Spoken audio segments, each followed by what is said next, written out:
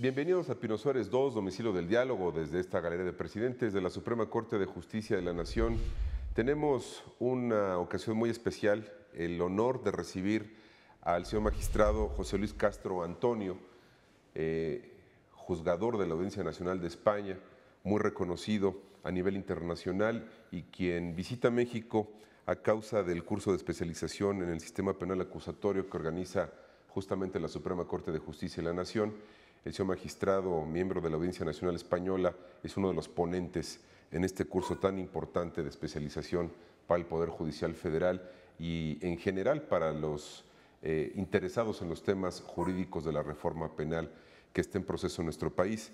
Señor magistrado, le agradezco mucho haber abierto un espacio en su agenda aquí en nuestro país para estar con nosotros en el canal de televisión de la Suprema Corte Mexicana. Buenos días, Enrique. Yo le agradezco enormemente su invitación y aquí me tiene a su disposición para lo que me quiera preguntar. Quiero aprovechar muy bien los minutos, hay muchos temas, señor magistrado. Voy a dar una apretada síntesis curricular de don José Luis Castro Antonio, magistrado titular del Juzgado de Vigilancia Penitenciaria de la Audiencia Nacional de España. Desde hace más de 7 años, tengo entendido, tiene usted esta alta responsabilidad. Licenciado en Derecho por la Universidad de Santiago de Compostela y diplomado en Criminología por la misma institución. Ingresó a la carrera judicial como juez en 1989, ascendió a magistrado en 1992 y en la página de internet de la Audiencia Nacional de España hay una síntesis curricular que cuando se refiere a usted dice: su vida como juez ha estado casi siempre ligada a la vigilancia penitenciaria. La función que le ha sido asignada implica decidir si se progresa a grado a un terrorista o un miembro de una organización criminal como un narcotraficante. De ahí que sus decisiones no pasen inadvertidas ante la opinión pública. Entre otras cosas, esto es lo que habla la Audiencia Nacional en Internet sobre su síntesis curricular, magistrado. Sin duda, temas que resultan muy interesantes para analizar a la luz de que usted ha innovado en los temas de readaptación y que han causado opiniones encontradas, sobre todo con casos concretos de personas condenadas por terrorismo pertenecientes a la organización ETA. Así es, Enrique. Realmente la primera precisión que usted ha hecho es, en definitiva, yo prácticamente mi vida judicial ha sido en su mayoría dedicada a lo que es la ejecución de la pena, independientemente de que sí he formado parte de tribunales sentenciadores. Es muy importante esta fase en el aspecto del proceso penal en un sentido global, porque en definitiva las sentencias tienen que ser ejecutadas. Si no se ejecutan, de poco vale la labor de los tribunales juzgadores o previamente de aquellos que llevan la investigación de los hechos delictivos. Y en tal sentido, este posicionamiento mío en sede de ejecución me ha supuesto en algunas ocasiones adoptar pues una serie de planteamientos que sí han sido considerados innovadores en su momento. Por ejemplo, en materia de terrorismo, estamos en este momento en un momento muy complicado en España, en donde da la sensación de que el terrorismo nacional, el terrorismo etarra, está prácticamente desaparecido, pero supone un esfuerzo por parte de lo que es la jurisdicción encargada de la ejecución de pena de resolver aquellos conflictos que se planteen en materia de su situación penitenciaria. Estamos hablando pues de todo lo que se refiere a postulaciones en permisos de salida, todo lo que se refiere a situaciones de semilibertad, que allí le denominamos terceros grados, o incluso aquello que se refiere a su propia libertad condicional o a su libertad definitiva.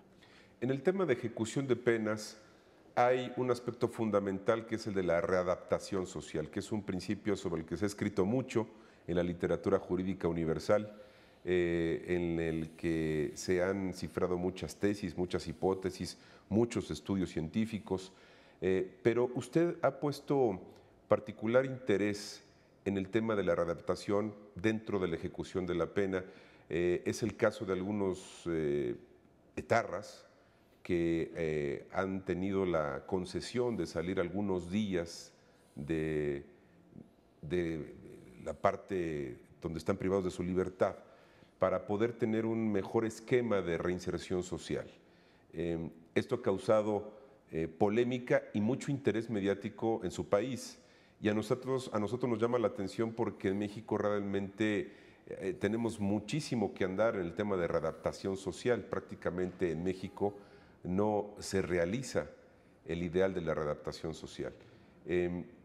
me gustaría mucho que nos diera sus reflexiones sobre este tema particular, magistrado. Enrique, la idea de la readaptación social que le llaman a ustedes o que nosotros conocemos en el Estado español como reinserción social, que es en definitiva lo mismo, es para nosotros un principio que nace de nuestra legislación penal, de nuestra legislación penitenciaria, de la misma fórmula lo utiliza el Código Mexicano y en cierta medida de nuestra Constitución.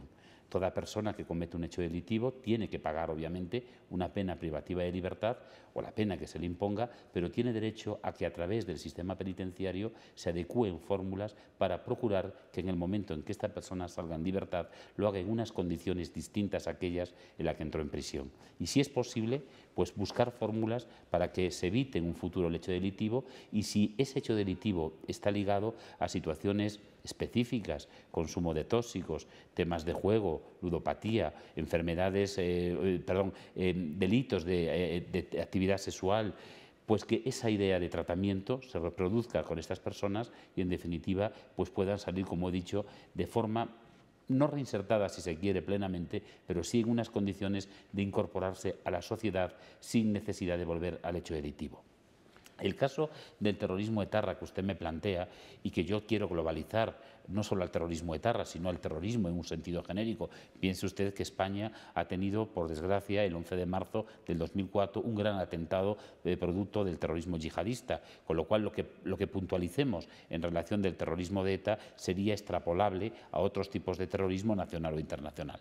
Lo que está claro es que nosotros en el ámbito de ETA estamos viviendo un proceso, yo creo que muy importante. ¿Por qué? Porque independientemente de que las fuerzas policiales, los cuerpos de seguridad, las fuerzas y los poderes judiciales han conseguido a través de estos años, en cierta medida, vencer lo que es el terrorismo etarra, nace ahora la necesidad de que dentro de la banda surjan voces, de la banda terrorista, surjan voces que sean contrarias a la utilización de medios violentos, asesinatos, muertes, extorsiones, secuestros, para defender unos ideales que ellos consideran en un principio que son válidos y democráticos. Por eso creo que es importante pensar que en el ámbito penitenciario se ha conseguido que un determinado grupo, muy pequeño en este momento, allí es conocido como la Vía de Anclares, porque es el centro penitenciario donde se encuentran ubicados, pues un pequeño grupo haya dado un paso importante y hayan en definitiva rechazado esos medios violentos como forma de lucha por unos ideales que ellos plantean. ¿Esto qué ha supuesto? Pues ha supuesto que la legislación penitenciaria tiene que dar una respuesta obviamente no genérica, una respuesta individualizada, de forma particular a cada una de estas personas que han hecho este planteamiento. ¿Qué requisitos estamos exigiendo? Pues en primer lugar lo que tenemos es que dejar claro que las personas que quieran esa reinserción, esa readaptación social siendo terroristas, lo que tienen es que rechazar totalmente la violencia como forma de lucha por esos ideales que ellos tienen y además tienen que ser, digamos, expulsados de la banda terrorista como consecuencia de ello. Establecer planteamientos de acercamiento a la víctima, establecer planteamientos de recuperación, de reinserción de aquel daño que han causado a las personas, ya sea esta reinserción a través de reparación del daño económico o bien muchas veces a través de los encuentros personales con las víctimas del delito, si así quieren ellas, para establecer, digamos, mecanismos de acercamiento en donde estas víctimas puedan obtener una respuesta a unas preguntas concretas. ¿Por qué sus familiares o ellos mismos fueron víctimas de un delito de terrorismo? Segundo, ¿por qué esa persona en aquel momento planteó de forma indiscriminada el matar o el asesinar o el secuestrar a esa determinada persona? Y tercero, ¿cuál es el posicionamiento personal que tiene este delincuente pasados tantos años en un proceso de reinserción respecto a la víctima y respecto a la propia sociedad? Porque no debemos olvidar que los delitos de terrorismo son, como los delitos, por ejemplo, de narcotráfico, son delitos que no afectan a personas concretas solamente, son delitos que causan un daño social, que rompen las estructuras sociales, quiebran lo que es el derecho de las personas a vivir en una sociedad segura, en una sociedad libre, en una sociedad con todas las garantías. Por eso estas peticiones, estos planteamientos de arrepentimiento, esta expresión de reconocer que se ha hecho un daño, de que ese daño hay que repararlo, supone, repito, no solamente un bien para la víctima, que lo es, sino también un bien para las estructuras de una sociedad democrática. Hablando de terrorismo, señor magistrado Castro, es pertinente decir que la Audiencia Nacional de España, donde usted trabaja, conoce delitos de terrorismo, crimen organizado, narcotráfico, delitos cometidos fuera de España también, cuando conforme a leyes o tratados corresponda su enjuiciamiento en tribunales de su país, en España. Esto nos lleva al tema de la jurisdicción, de la llamada jurisdicción internacional, que emblemáticamente aplicó en su momento el juez Baltasar Garzón, que, y lo digo personalmente, desafortunadamente ha sufrido una persecución y al extremo de ser inhabilitado. Esto se ratificó por 11 años de su cargo dentro de la Audiencia Nacional. Llevó a buen puerto investigaciones sobre Augusto Pinochet, crímenes de lesa humanidad, de genocidio. Y cuando Baltasar Garzón empieza a investigar temas sobre la etapa del franquismo en España, que causó mucho dolor y que sin duda dejó muchas víctimas en todos los sentidos, se da esta reacción. Me gustaría mucho conocer, dado que usted fue compañero de Baltasar Garzón en la Audiencia Nacional, su parecer respecto al tema de la jurisdicción internacional y fundamentalmente al caso concreto de lo ocurrido con Baltasar. Bien, Enrique, respecto a la primera pregunta que me hace, efectivamente, la Audiencia Nacional, como usted sabe, es un órgano que en España, un órgano jurisdiccional, que en España tiene competencias sobre todo el Estado, y esas competencias vienen atribuidas fundamentalmente por la naturaleza de los hechos delictivos. Un poco simplificando y para que el espectador nos pueda entender, es lo que usted ha comentado: terrorismo, narcotráfico y algunas cuestiones de jurisdicción internacional. Efectivamente, ahí don Baltasar Garzón ha sido realmente uno de los, digamos, pioneros, ¿no?, en establecer ese tipo de jurisdicción, en establecer una interpretación, yo creo que muy sólida, muy progresista, muy abierta en relación a aquellos crímenes que se habían cometido contra españoles y, por ende, contra extranjeros, fundamentalmente por dictaduras, como es el caso de Pinochet. Es cierto que hoy en día ha habido, digamos, una legislación, en el caso español, que ha modificado esa amplitud que tenía la Audiencia Nacional para conocer de este tipo de delitos en jurisdicción internacional, porque parte del fundamento principal ahora de que siempre tiene que haber perjudicados nacionales para que se pueda hacer esa investigación, con lo cual veta o cierra la puerta a determinados crímenes que se pueden producir en el extranjero y que no han sido perseguidos por sus países de origen.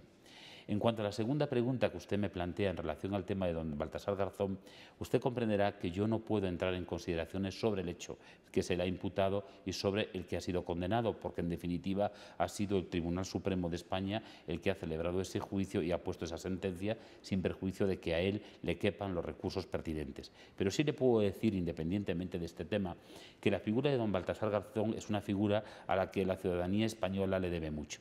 Le debe mucho primero porque es un gran trabajador, es un hombre que es un gran pionero en la lucha por los derechos de las personas, es una persona que ha llevado siempre unos ideales de justicia desde la perspectiva de la honestidad, de la seriedad y desde la perspectiva además de que estamos en un Estado democrático y que la labor que ha hecho ha sido extraordinaria, no solo en el ámbito del terrorismo. Pensemos todas las operaciones que el señor Garzón ha llevado a cabo, por ejemplo, en la lucha contra el narcotráfico, en la lucha contra el crimen organizado. Pensemos, por ejemplo, cómo él, en un momento determinado, en el ámbito del terrorismo etarra, entra en una serie de situaciones fácticas que ningún juez en España había hecho con anterioridad, como es el supuesto, por ejemplo, de todo el engranaje financiero de la organización terrorista.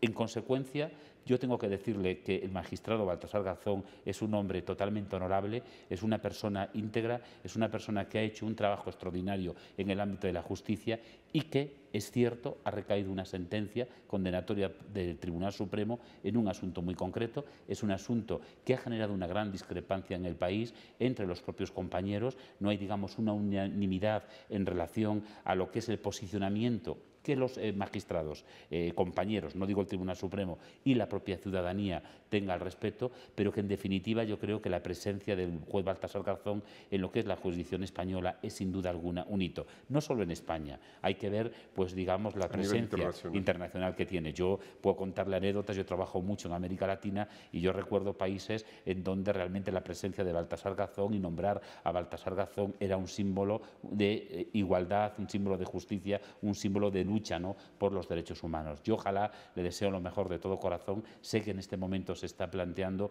la posibilidad de un indulto. Ojalá ese indulto se concediera y ojalá volviera él otra vez a la Administración de Justicia, porque realmente pienso que es un pilar muy importante y que hay un trabajo muy extenso de muchos años, de mucho sacrificio, que hay que reconocerle. Y sin duda también hago votos, me sumo a sus buenos deseos porque Baltasar Garzón ha abierto puertas que parecía nadie iba a abrir en los sistemas jurídicos, que llevó casos que resultaron muy positivos para evitar o mitigar temas de impunidad. Para concluir este círculo en este eje temático, señor magistrado, los crímenes cometidos durante el franquismo en España, que afectan directamente al pueblo español, que han lastimado a miles de familias, a millones de personas en diversas generaciones. ¿Es posible juzgar los crímenes del franquismo en España? Porque cuando el juez Garzón intentó hacerlo, se le fueron encima. Bueno, yo creo que aquí tenemos que hacer una puntualización, ¿no? Sí. Como usted sabe, yo le contesto esta pregunta. Para mí es un poco violenta, porque en definitiva es una pregunta que afecta a una persona, que es en este caso don Baltasar Garzón. Pero yo sí voy a contestarle. Vamos a ver, ustedes saben que el planteamiento del magistrado Garzón en relación a la memoria histórica fue una de las causas, ¿no?, que se abrieron contra él, pero no fue la causa, digamos, por la que resultó con esa condena de inhabilitación. El tema de la memoria histórica en España es un tema profundamente discutible. Primero desde una perspectiva de la ciudadanía, porque hay, digamos, planteamientos enconados.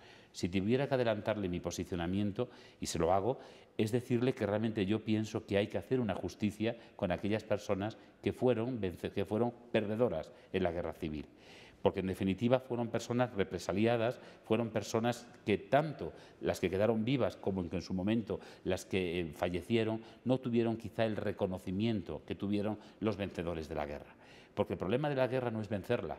Lo triste de una guerra es que quien vence en un momento determinado no tiene el carácter magnánimo de agrupar, de perdonar, de cohesionar a aquellos otros que han sido vencidos. Entonces la capacidad de represalia ha sido muy grande en cárceles, en materia de maestros, en materia de personas que luchaban por las libertades.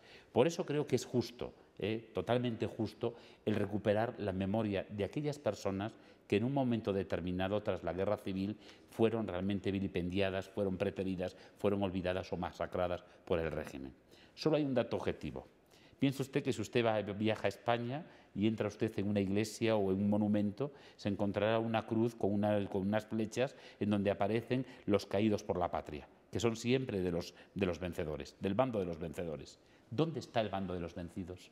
¿Qué reconocimiento un Estado democrático ha hecho respecto a esos cadáveres, a esas fosas comunes que no se saben dónde están? Eso es, digamos, el aspecto ético, el aspecto fáctico. El problema es si eso tiene un encaje o no tiene un encaje jurídico. Es decir, no olvidemos que nosotros hemos dado una ley de amnistía que surge esencialmente a partir de la etapa democrática, la Constitución de 78, con un mecanismo de cerrar heridas, ¿no? Podríamos plantearnos si ese cierre de heridas ha sido una puerta falsa o realmente ha sido un cierre absoluto. Y ahí está el debate técnico. Es decir, ¿esa ley de amnistía permite o no permite continuar un procedimiento contra aquellas causas que se pretenden abrir ahora por crímenes del franquismo? Es un debate que yo creo que ni en España los propios juristas han dejado claro, porque piense usted que en el caso de las apelaciones que se han hecho contra las resoluciones en esta materia del juez Baltasar Garzón, ha ocurrido que muchos magistrados, a pesar del rechazo que se ha planteado contra esa investigación, muchos magistrados en su momento hicieron un voto particular favorable a las tesis que mantiene el magistrado Baltasar Garzón. Con lo cual nos debatimos en un tema que es puramente técnico, puramente jurídico, y yo creo que eso es el margen en el que debe de quedar. Sin perjuicio de reconocer que es importante y es audaz por su parte el establecer y el plantear ante la opinión pública la necesidad de recuperación de aquella memoria de tantos y tantos ciudadanos que hoy son nietos, son hijos de aquellas personas y que no han visto reconocido lo que son la situación de sus familiares, los cadáveres de estos familiares o, en definitiva, a veces casi la situación de exilio a las que se han visto abocadas. Es el caso, por ejemplo, de mi abuelo. Mi abuelo fue exiliado tras la guerra civil en México. Bueno, usted conoce profundamente entonces, incluso por nexos familiares, esa etapa la vivió en carne propia a través de sus referencias más íntimas. Quiero aprovechar los últimos 10 minutos, magistrado, la situación en México. Usted viene como ponente a este curso de especialización y la verdad es que tenemos mucho que entender de lo que está ocurriendo a nivel internacional para mejorar nuestro entorno local, nuestro entorno nacional. En México vivimos un real estado de guerra contra el crimen organizado que se ha cuestionado profundamente, que ha dejado a miles de víctimas desaparecidos y desplazados y que tiene un eje toral en el sistema técnico jurídico que tiene que ver con la reforma que está en un proceso de implementación, va en curso y dando pasos importantes hacia la oralidad en México. ¿Cómo observa usted, cómo diagnosticaría el entorno de nuestro sistema a la luz de la coyuntura que le comento? Bueno, yo creo que lo que se está haciendo en México realmente es un importante avance en el sistema judicial y en el sistema del proceso. Es un avance que tiene un periodo de tiempo largo, creo recordar ahora que termina o debe estar ya en funcionamiento en el año 2016 y que se inició hace 2 años, curiosamente, con lo que es todo el tema de ejecución. Yo tuve el honor de estar en México precisamente llevando ese tema que se ve luego desarrollando y complementado con esta situación de la reforma del Código Federal del Proceso Penal. Este código, este proyecto que se establece es un proyecto realmente con mucha ilusión, hecho con mucha ilusión y hecho basándolo fundamentalmente en el sistema acusatorio. Este sistema va a suponer un cambio en lo que es la mentalidad del jurista mexicano, incluso la mentalidad del propio ciudadano a la hora de acudir a la Administración de Justicia con sus postulaciones determinadas. Piense usted que la investigación queda en manos del Ministerio Público. El Ministerio Público va a tener el poder, digamos, de dirección con la propia policía, que va a ser sujeto en el procedimiento. Se van a establecer mecanismos muy claros de garantías de independencia. Va a haber un juez de control, va a haber un juez de juicio oral, va a haber un magistrado de circuito que puede conocer en segunda instancia de esos recursos que se planteen, con lo cual surge una idea importante: no hay contaminación. Es decir, las actuaciones del Ministerio Público van a ser controladas a través de un sistema de garantías por el juez de control. Este no va a ser el mismo que va a establecer el juicio y queda abierta la segunda instancia. Usted me habla de la oralidad. Bueno, no hay que olvidar que la oralidad es el punto final, es decir, la oralidad es el supuesto en que en un momento determinado las partes lleguen a juicio. Pero el Código de Procedimiento tiene, a mi entender, algo mucho más importante que eso, porque parece que en estos días, estando en México y hablando pues con operadores jurídicos, parece que nos da la sensación de que todo lo centramos en la oralidad, que ya estamos buscando las salas de vistas. Y como si fuera la panacea. Como si fuera la panacea, exactamente, y no lo es. No. Como si fuera, dice usted, la panacea, Enrique, y como si fuera en definitiva la gran solución al problema. No lo es. No olvidemos que es un medio, un mecanismo, pero que realmente hay que hacer un trabajo muy importante anterior, que es el trabajo de investigación y de lucha contra ese crimen organizado, en donde tiene que haber esa coordinación entre los distintos operadores jurídicos. Pero incluso hay que pensar algo importante, y es que la idea del juicio oral va dirigida a un determinado grupo delictivo, que es, digamos, aquellas personas que han cometido pues, delitos muy graves. Porque hay una serie de presupuestos en el propio Código de Procedimiento que yo creo que realmente son importantes. Si es, piensa usted la posibilidad, la facultad que se le da al Ministerio Público, en virtud del principio de oportunidad, de poder establecer el archivo de determinadas causas, llamémosle causas menores, ¿no? De menor importancia, de menor trascendencia. Existe también la posibilidad de una transacción entre las partes, porque quizá el procedimiento lo que tiene de interesante es la incorporación de la víctima al sistema. La víctima piense que va a jugar un papel muy preponderante, porque va a participar en lo que es la acusación, si quiere con el Ministerio Público, pero va a tener la potestad de incluso de personarse a efectos del resarcimiento de aquellos perjuicios que se le hayan causado, bien económicos o bien cualquier perjuicio, cualquier lesión, cualquier agravio que se le pueda causar por las resoluciones judiciales en la etapa del procedimiento. Y en este punto quiero adelantarle algo. Creo que es muy importante, es muy sólida, ¿no?, este posicionamiento del Código de Procedimiento, porque creo recordar, y lo he leído estos días en los medios de comunicación, que ha estado o está a punto de editarse una normativa de protección específica de las víctimas en relación a delitos, creo que es de narcotráfico, en donde pueden ser resarcidas a cargo del Estado.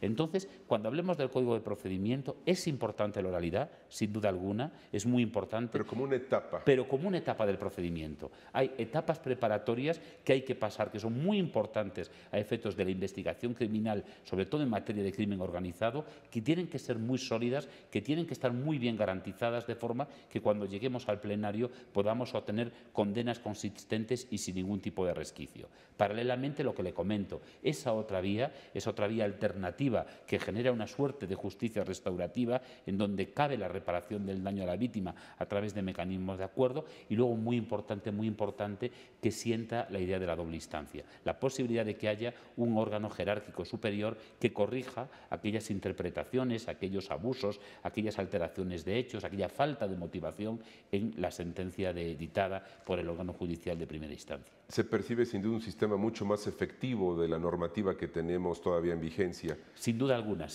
analizando y haciendo una diferencia entre el Código de Procedimiento del 34, que es el que está vigente, y este código que está en proyecto, el cambio es radical. Pero, Enrique, déjeme que le diga una cosa. Por favor, magistrado. Quisiera decirle que, y esto quisiera dejarlo claro, no se trata solamente de un cambio técnico, de un cambio jurídico.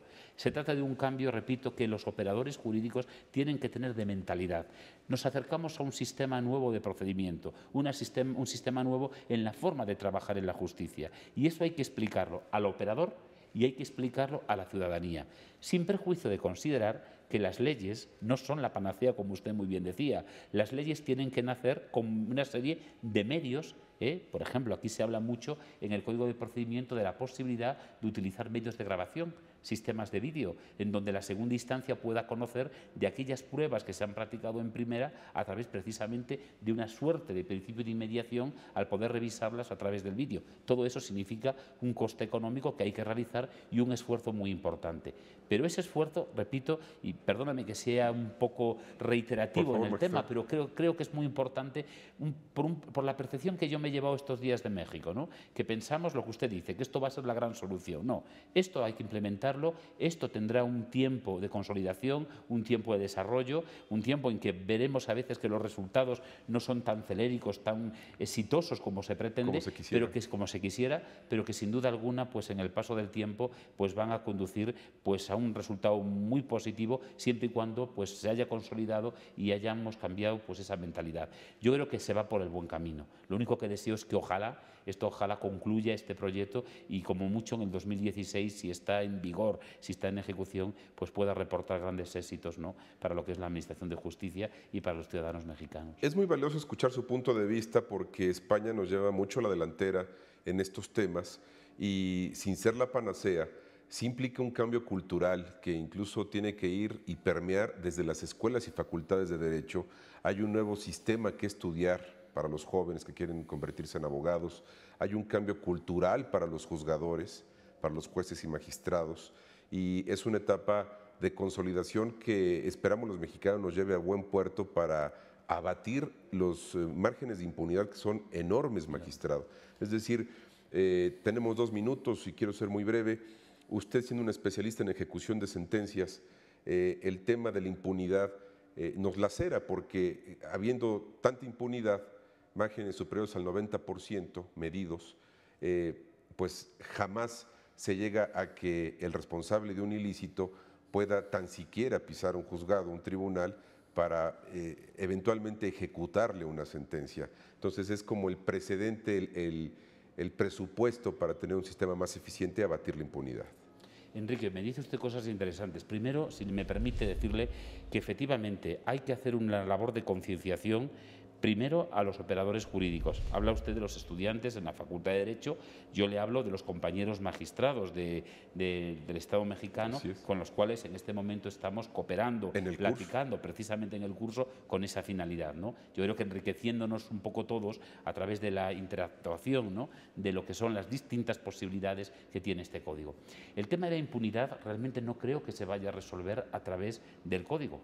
El tema de la impunidad se va a resolver dando medios al Ministerio Público, que es quien va a llevar la investigación, y una coordinación muy directa con la propia Policía Judicial. Eso es cierto que lo prevé el Código, pero está claro que no puede quedar en el papel, tiene que quedarse en la práctica. Es decir, que esos medios existan, que esa cooperación exista y que incluso, por ejemplo, los mecanismos de recompensa que prevé el Código para que los ciudadanos puedan en un momento determinado comunicar al Ministerio Público aquellos hechos que son delictivos, pues en definitiva causen y conduzcan a frutos que son el capturarles, el meterles en prisión, el que cumplan su condena, y ahí ya hablaremos de esa última fase, que es la fase de adaptación social.